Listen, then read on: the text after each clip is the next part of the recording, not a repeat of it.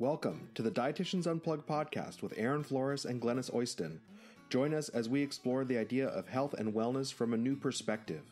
Each episode, we will explore topics that help you improve your health, body image, and fitness without obsessing on the scale or counting calories.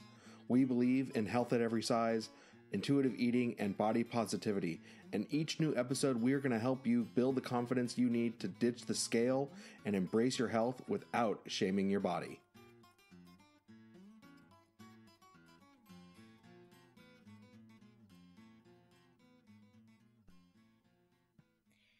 Hey everybody, welcome back to another episode of Dietitians Unplugged with Aaron and Glenys. We are going to talk today about the Dietary Guidelines, the new ones that just were issued earlier in the year. Yep. And our thoughts about those. Yeah.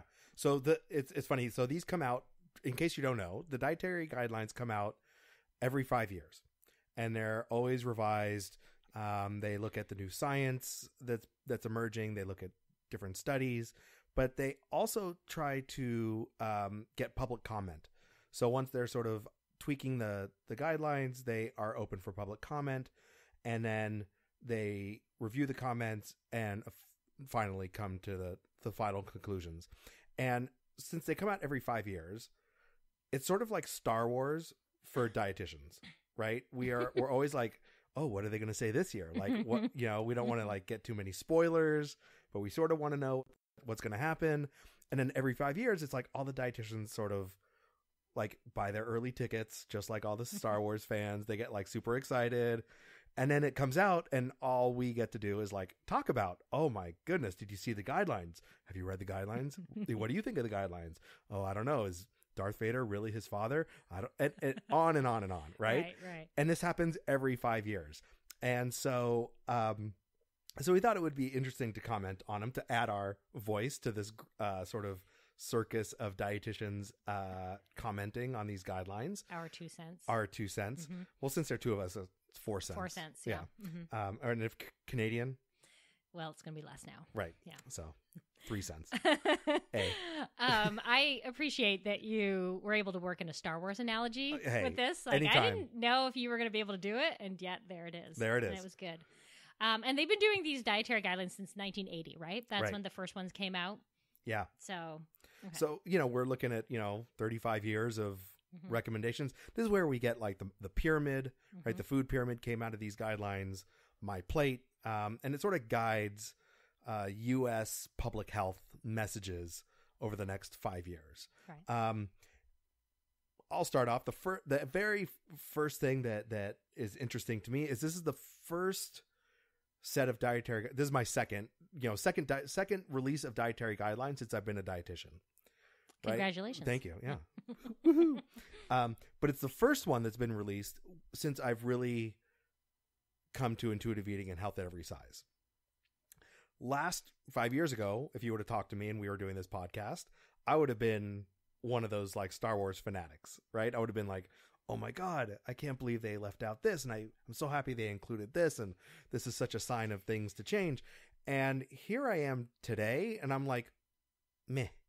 And that's 5 years ago is when they introduced the My Plate, right? I think so. Because yes. I remember I was in school. I was just starting my dietetic courses. And they came out with My Plate. And I was like, well, that seems better than the pyramid, which is confusing as hell, I think, to everybody. Because we're not eating in a pyramid-shaped way. I don't know. You're right. But the My Plate, so did the My Plate excite you back then? Yes. And to be honest, I like even today, like I think that there's a lot of helpful things about the visual of a plate, right? And looking at what your plate is composed of. And I think that that's a very useful tool for a lot of people. And I use it in many different settings. So I like My Plate. Mm-hmm.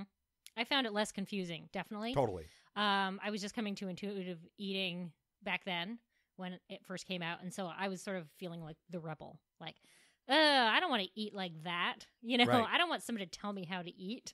And, but I have to admit that at least the My Plate, if you're going to use a guideline, it makes a little bit more sense than anything else. Absolutely. Yeah. Mm-hmm. Absolutely. But again, these new ones came out and I sort of felt like, all right, that's cool. Nothing new. Nothing new. Yeah. And I'm not really that excited about it. You know, it's sort of, again, Star Wars analogy. It's sort of like the prequel movies, right? Episode 1, 2, and 3. Yeah. All right. They came out. I don't think I need to like see them over and over. Nobody need to see those. But I'm happy. Right. But I'm happy I at least saw it once. And that's how I sort of feel about these guidelines. I feel like I've seen them before. I feel like they sound very familiar, and I'm sure there are a ton of nuances in them. But I'm sort of like, I'm going to curse. I don't give a fuck. and that feels really weird. Yeah. And I don't know why that is so much. I think a lot of it has to do with intuitive eating and not wanting someone to tell me how many micrograms of, you know, something I need and how much of this I need. Yeah. So I don't know. I'm sort of left with this sort of very blah feeling. Yeah. Looking kind at of a them. who cares. Right. Right. How is this different and why do we need it? Exactly. Well, I feel kind of the same way. I mean, to be honest, I'm not sure I ever got excited about any kind of dietary guidelines. And I feel the same, probably even more so now. I like to see what they're saying, for sure. I feel like I need to know at least what they're saying. But I just can't get excited. But the other part of me, this is the sort of rebellion part, I think, that comes with anytime somebody tells you what to do, you kind of say, well, I'm not going to do that. You know, that's what we've learned as dietitians, which is why we do a lot of motivational interviewing to get people to make changes rather than just here's the delivery of the information. Now you go and do it. Be a good client or be a good patient and do it. And that's how I feel when I see these guidelines and somebody, this big authority is sort of telling me, okay, here's what we've determined and you go and do it. And I go, I don't want to do that. Right. I want to do this other thing that's probably exactly like that, but I don't want to do that. But yeah, they're not very motivational interviewing-esque. No. These guidelines. So maybe we should go over what the guidelines are. Sure. So people are okay. So there are 5 guidelines that came out. There were 5 main guidelines, and then on the website, if you go to health.gov, you can look up all the information about how these were developed and more detail within each one.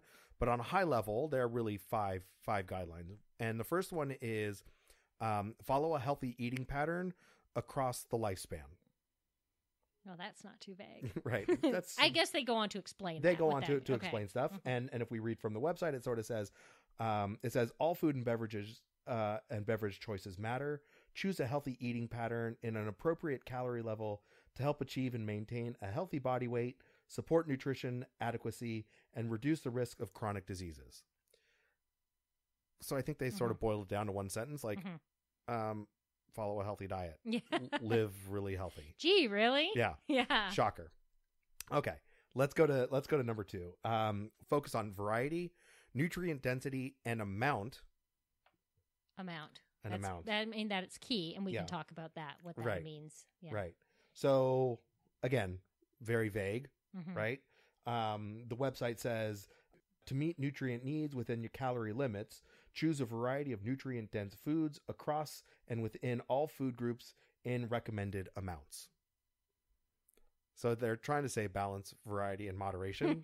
They just made the words a little bit newer. Yeah. All right. The third is limit calories from added sugars and saturated fat and reduce sodium intake. So these are like the big 3, right, of things that you should This is limit. where it gets diety to me. Yeah. Where it's starting to say, don't eat these things. Right. You know. Right. Or eat less of these things. And I think that is the hardest thing for anybody to be able to carry out. You know, here, eat less of. And it's like, well, how do I eat less of the foods that I really like? Right. I'm not saying that it's not possible, and I'm not saying that changes aren't possible. They are. But I think the overall message when you hear eat less, I don't know. Yeah. The first thing I want to do is eat more. Right. I want to go out and eat a pack of bacon. Right. Right. Salty bacon, right? With maybe some syrup on and top. I won't even like that, but I'm going to do it. Right. I'm not going to do it. But it's just to illustrate how that makes me feel. Like, sure. Tell me what to do. And again, they sort of elaborate on the website to consume an eating pattern low in added sugars, saturated fats, and sodium. Cut back on foods and beverages higher in these components to amounts that fit within a healthy eating pattern.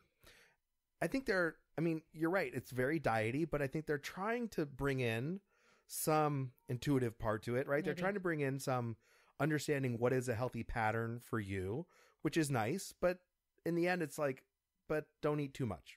Right? Don't eat too much. Yeah. Okay, number 4 is shift to a healthier food and beverage choices. So eat healthy and just drink water. And drink more water. Basically what they're saying is drink water. Right. Because if you're looking at what is available for a beverage, it's usually, there's coffee and tea too. Right. As long as you're not adding sugar. I feel like their big emphasis is on added sugars right now. Absolutely. So if you're looking at beverages, there's soda, there's juices, there's Gatorade type drinks, and what you are left with when you don't have those are usually coffee, tea, water, a variety of fancy vitamin type waters, all of that kind of stuff. But still, it really is limiting it. Sure. Absolutely. And maybe that's okay. Maybe that's a good thing for some people. Maybe they need to hear that message. Yeah. I don't know. So. Listen, I know if I drink more water than Coke in a day, I feel a little bit better. Same here. Right. Yeah. That doesn't mean I never have a Coke every now and then. Exactly. But I think we can talk about the food fear that I think that this might bring up. Yeah. Inspire. Yeah, let's get to that. Okay, and then the 5th one is support healthy eating patterns for all. And what they mean by this is everyone has a role in helping create and support healthy eating patterns in a multiple of settings nationwide, from the home to school to work to the community.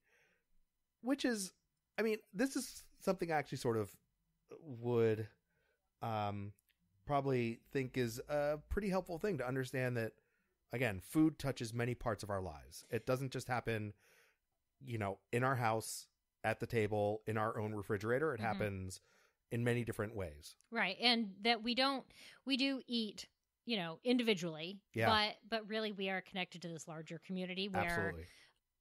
We are all necessarily completely responsible, I feel like, for the amount of soda that's out there, or the amount of, I think that when they're saying support it, obviously they're meaning in the broader sense when you go out into the world, what's available. Exactly. So yeah.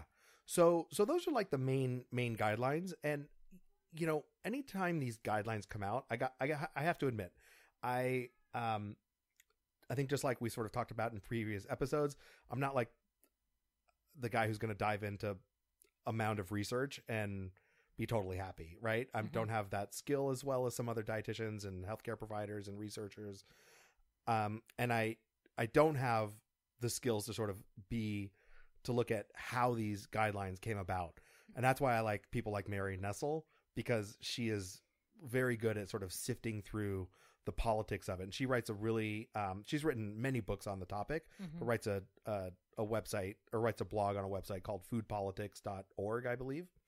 And she did a really interesting sort of take on analyzing these guidelines.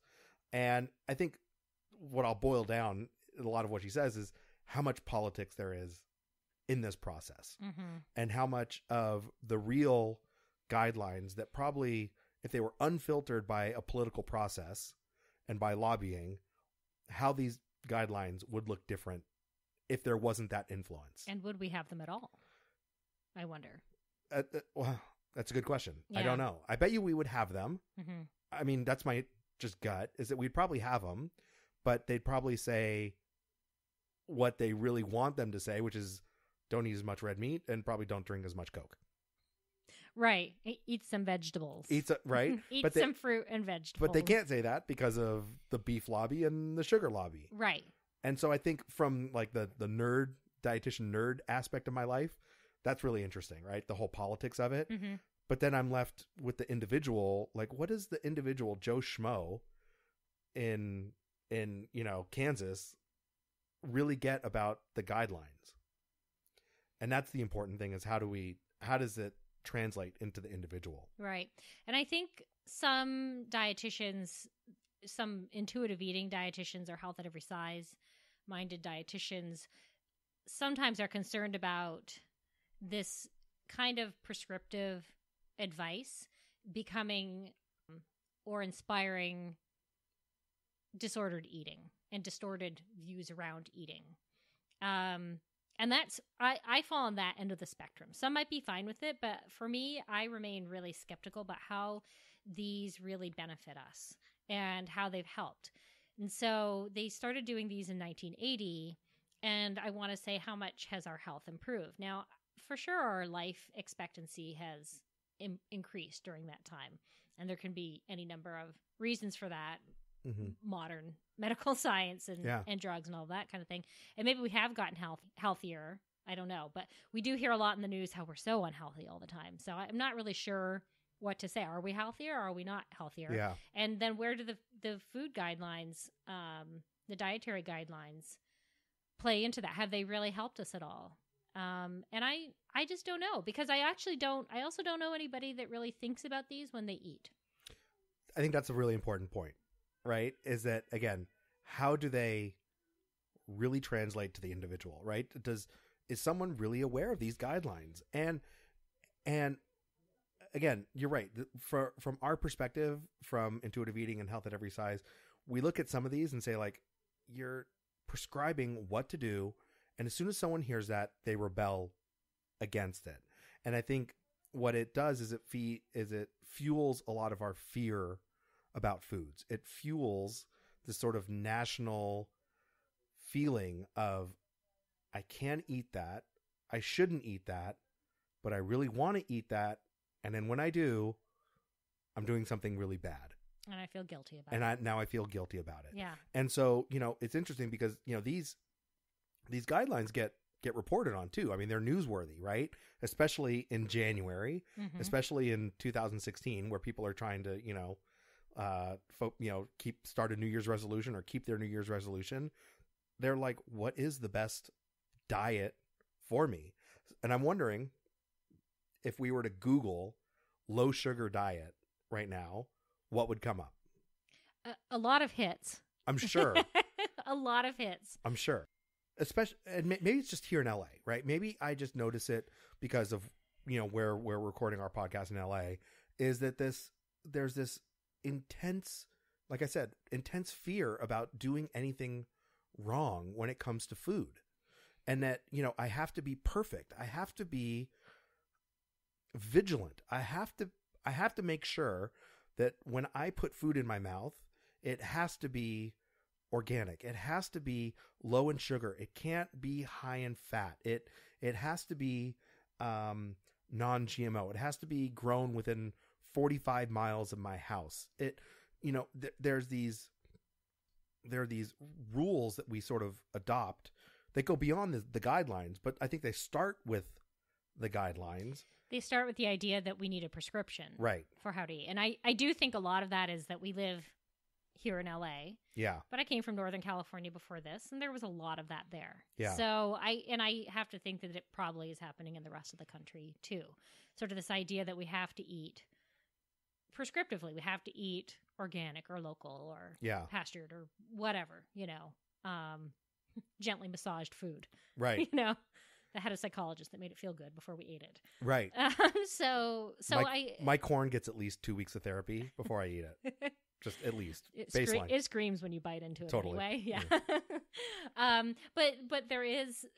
But this is where the prescription starts. Yeah. This idea that we need this advice to be able to eat. Otherwise, we would be clueless about how to eat. And that's how I feel that this authoritative voice is coming down to us and saying, you need to eat this way. Yeah. Here, the king has spoken kind of thing. Yeah. And I'm not anti-government or anything, but I just feel like I'm not sure we need the guidelines, period. Yeah. I kind of feel a little bit like, heretical saying this, but I kind of feel like we don't need the government telling us how, especially when there are so many vested interests putting their fingers into it. I think you bring up a good point, right? With how there is sort of the politics of it.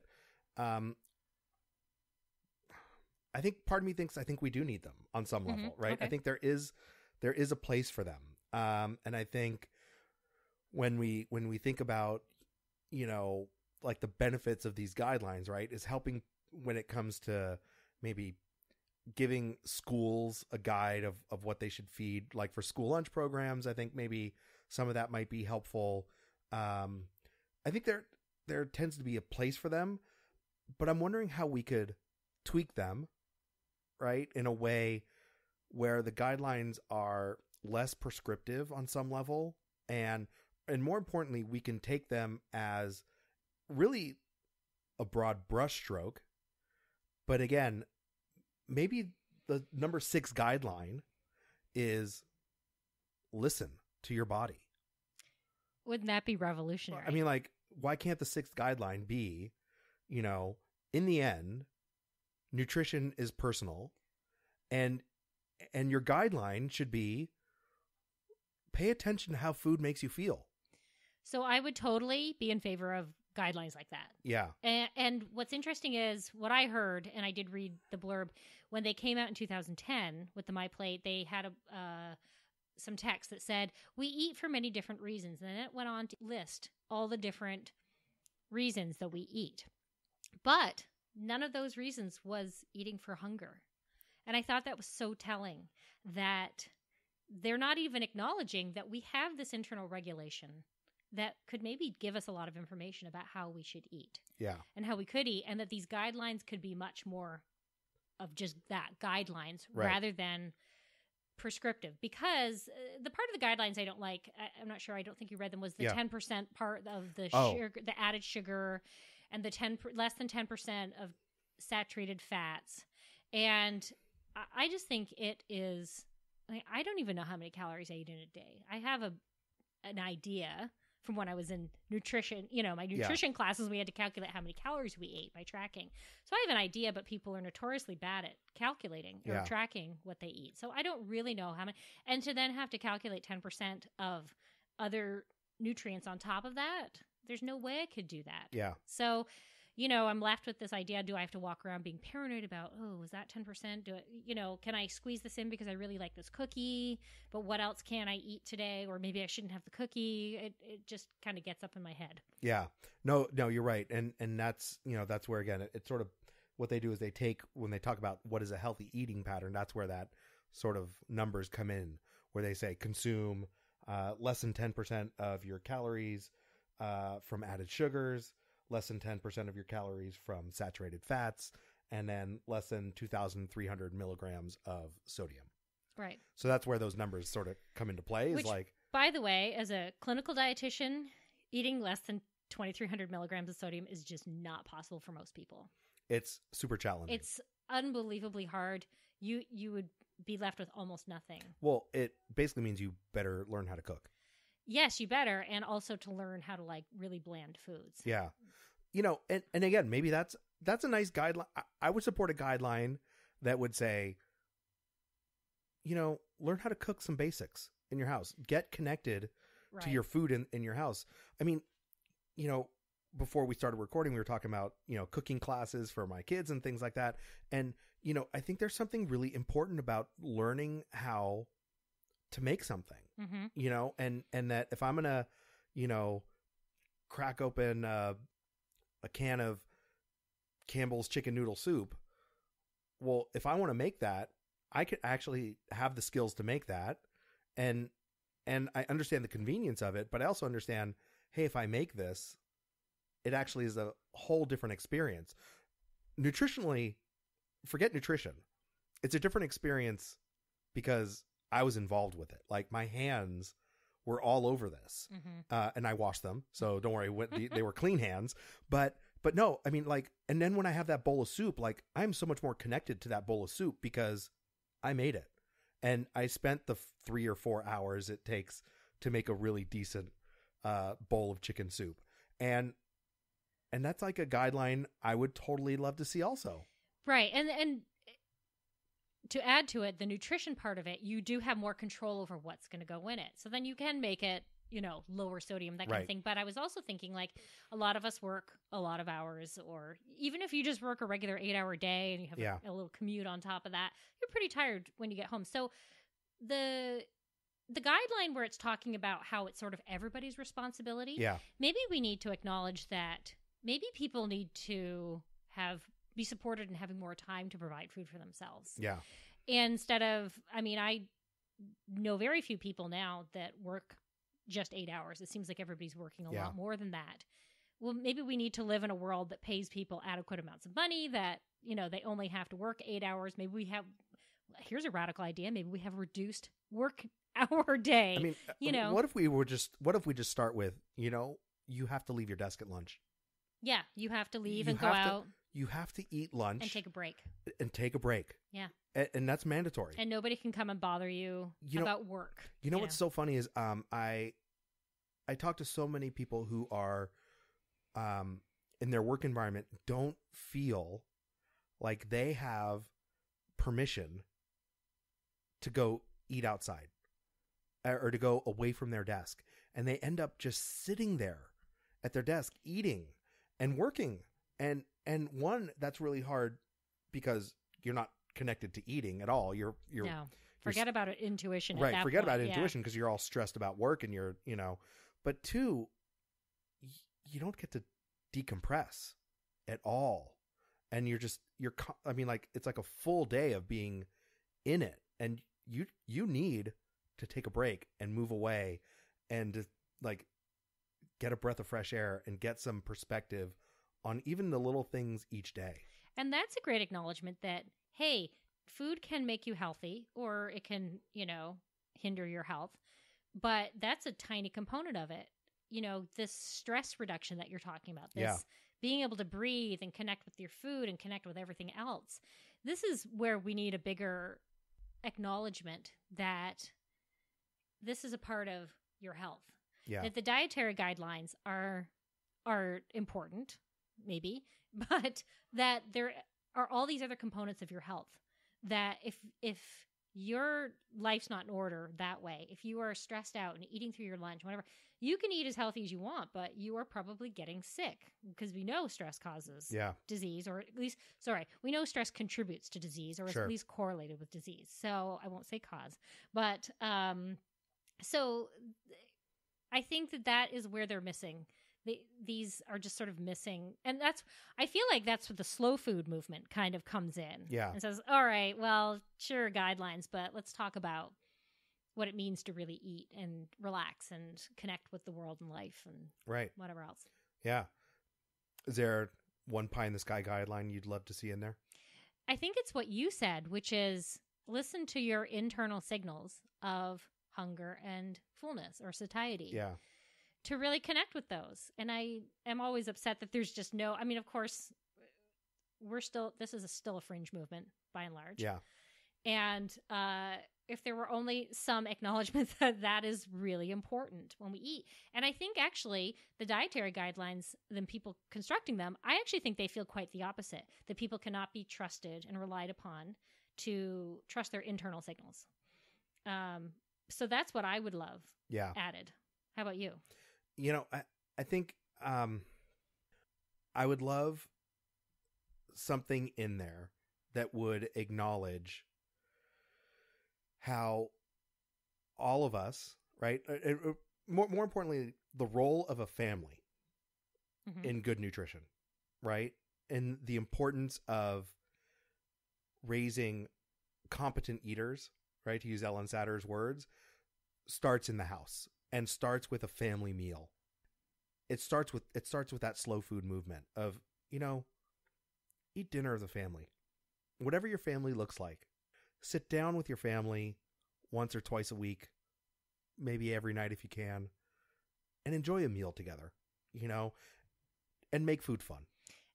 And that would be great if the people writing the guidelines would commit to supporting people and being able to do that. Right. And saying maybe we need some big cultural changes to enable people to be able to do that. Exactly. And I think that would be great. So I think if I were to make up the guidelines, it would be honor your internal eating signals. Yeah, don't get too specific because these are pretty vague. Yeah. Right. And then I would say eat fruits and vegetables. Yeah. Whatever you can. Yeah.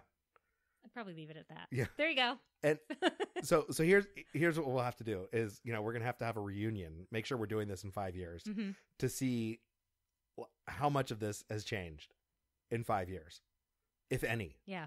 Right? I mean, I'm guessing maybe some wording, right? But in general, they're probably pretty similar.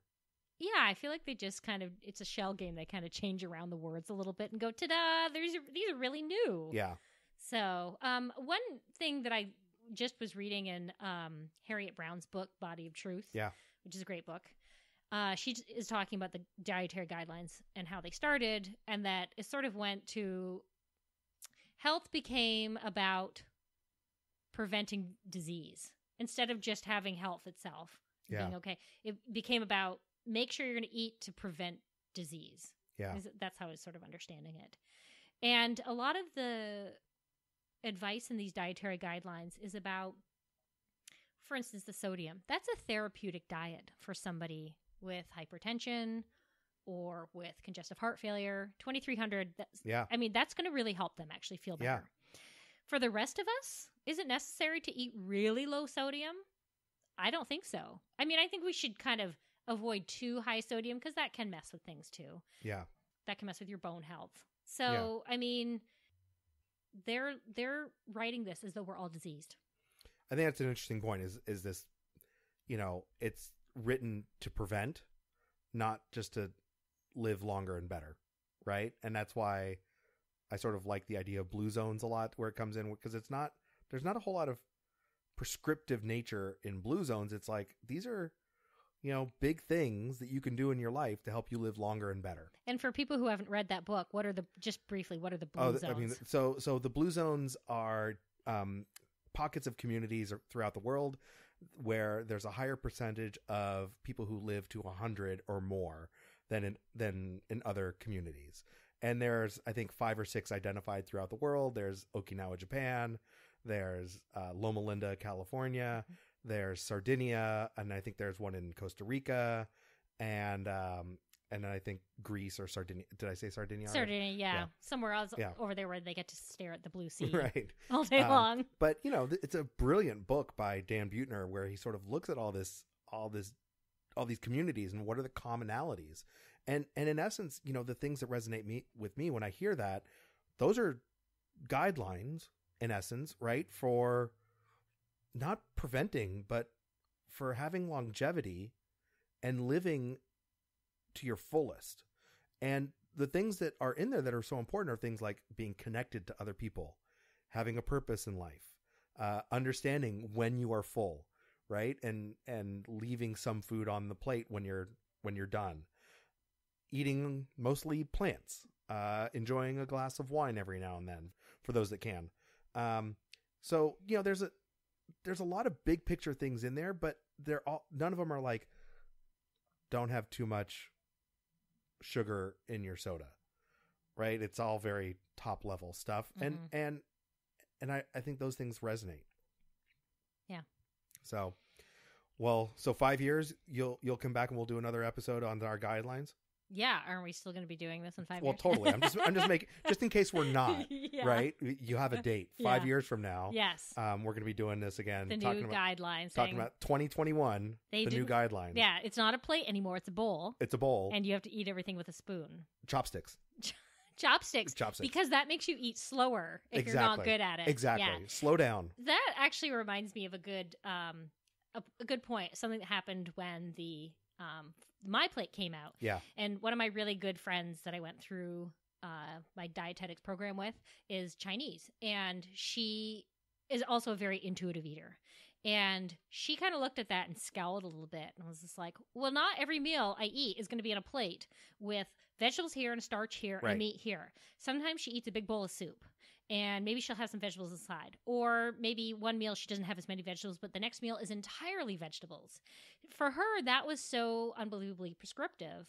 And, she ate family style a lot with her family. Yeah. And, a lot of different plates available and different foods available. But she had a really broad variety of foods in her diet. We ate together a lot because we were in school all day. And she could really eat just anything. And, she was very intuitive about it. And to her, that was just kind of restrictive. And she also believes in health at every size. And it was very sort of restrictive for her. And she just thought, some people aren't just going to, if you have a quesadilla, your vegetables might be in there. So is your protein. Your starch is on the outside. It's like a wrap. So I think that's the thing, is that when you see something like this My Plate, and you go, oh, I have to eat a plate that looks like this every time. The reality is we don't eat like that every day. Some days we have a ton of vegetables. Other days I don't. I'll speak for myself. Other days I don't have as much Sure. in the vegetable department, but I usually make up for it at some point. And I'm not looking at a daily dietary pattern. I'm looking at a weekly, maybe even a monthly pattern for myself, because every day is going to be different. It depends on where I am and what access to food I have and that kind of thing. So Exactly. again, I think that intuitive eating is still going to be your best bet for getting a good dietary pattern Yeah. that works for you and Right. is healthy for you. Right. Because in the end, you're listening to what makes you feel best. Yeah. And I have not met very many intuitive eaters that are like, well, I'm an intuitive eater, but I just eat hot dogs all day long. Like, no.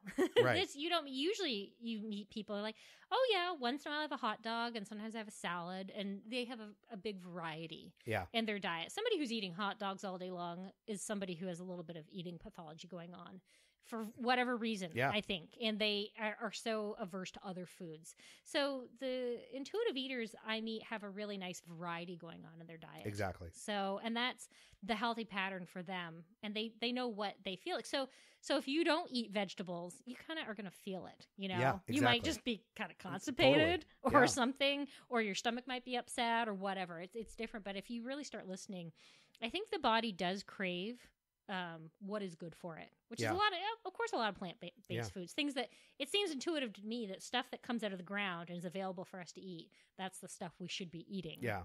You know, the thing that reminded me of this, of that exact thing is I went away for a vacation to Mexico.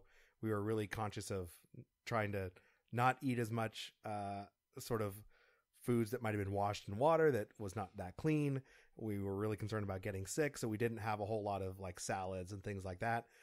We were gone for 9 days. We come home, and my whole family, the first thing we ate when we got home was a huge salad, just like with like lettuce and vegetables that were fresh, crunchy, and you know, everyone was relishing in the fact that, oh, we get to have vegetables again, and just like, and you know, that was so interesting because that doesn't happen for a lot of people, where they're like, oh, there's so much pleasure in this food. They feel like, oh, I have to eat it. I got to get a certain amount. And if I don't, I'm doing something wrong. So it was just like, we found so much pleasure in these things because we didn't have them for so long. And your body does crave balance, Exactly. variety, and moderation. Exactly.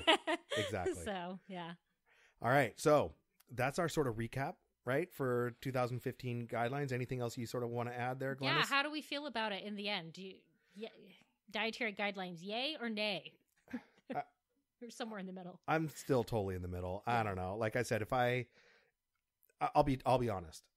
If I hadn't read them at all, I don't think I would be missing anything.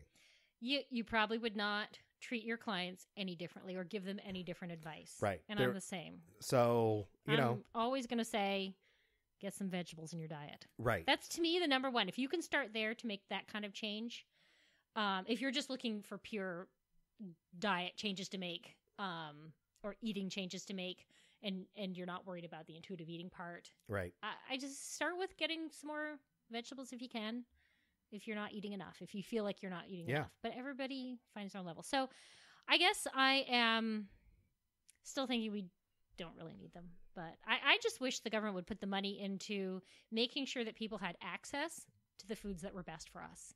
And, maybe making vegetables a bit cheaper instead of having all the cheap processed foods that are available. To me, that would be money better spent. Yeah. No, I think that's an excellent point. And access. Yeah. Access is a huge problem for a lot of people in our country. Absolutely. So health.gov, if you're listening. Right. This is our wish list. Yeah. Well, this is our public comment. So now it's up to us. Next cycle, we need to be sure and comment. Yeah. That's our job. Yeah, that's true, because I didn't. Right. Either did I. Full disclosure. Oh, but now we can do better. We'll do better next time. Yeah. All right.